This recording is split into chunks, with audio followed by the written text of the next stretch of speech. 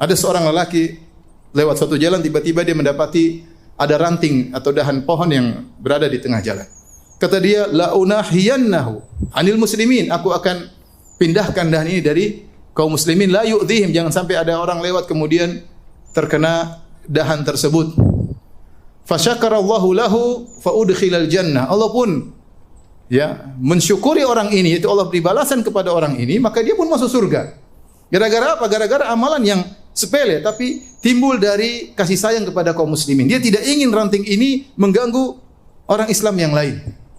Kelihatannya sederhana. Bahkan dalam hadis Rasulullah SAW sebutkan bahwasanya di antara cabang keimanan yang paling rendah adalah menghilangkan gangguan dari jalan. Kata Nabi SAW, al-imanu bid'un wa sab'una syu'bah.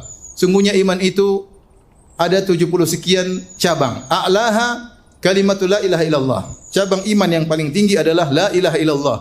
Wa adnaha, dan cabang yang paling rendah imatatul adha anit tariq. Yang paling rendah adalah menghilangkan gangguan dari jalan. Wal haya'u syu'batun min syu'abil iman, dan rasa malu adalah bagian daripada keimanan. Rasulullah SAW sebutkan cabang keimanan paling rendah adalah menghilangkan menghilangkan gangguan dari jalan. Ada orang yang melakukannya, ternyata dia masuk surga gara-gara melakukan suatu perkara yang kata Nabi cabang yang paling rendah. Kenapa? Karena keimanannya, karena niatnya, karena kasih sayangnya kepada kaum muslimin. Kelihatannya sederhana, tapi bisa bikin seorang sebab masuk surga. Contoh lain, Rasulullah SAW sebutkan tentang seorang wanita pezina yang diampuni oleh Allah gara-gara menolong seekor anjing. Bainama kalbun yutifu bi raqiyatin kada yaqtuluhu al-'atash idh ra'athu baghiyatun baghaya bani Israil.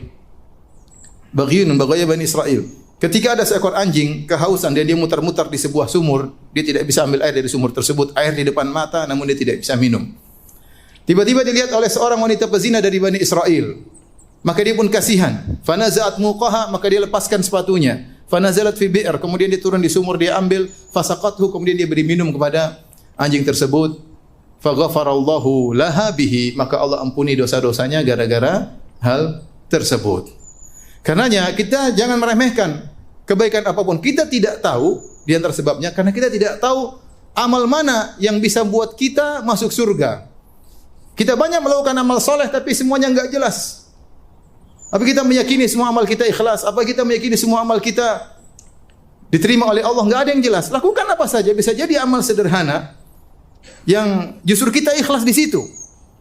Yang kata Ibnu Mubarak, rubba amalin saghirin tu'azzimuhun niyyah. Betapa banyak amal yang kecil tapi karena niat yang ikhlas menjadi besar di sisi Allah Subhanahu wa taala. Kita enggak tahu amal mana yang buat kita masuk surga.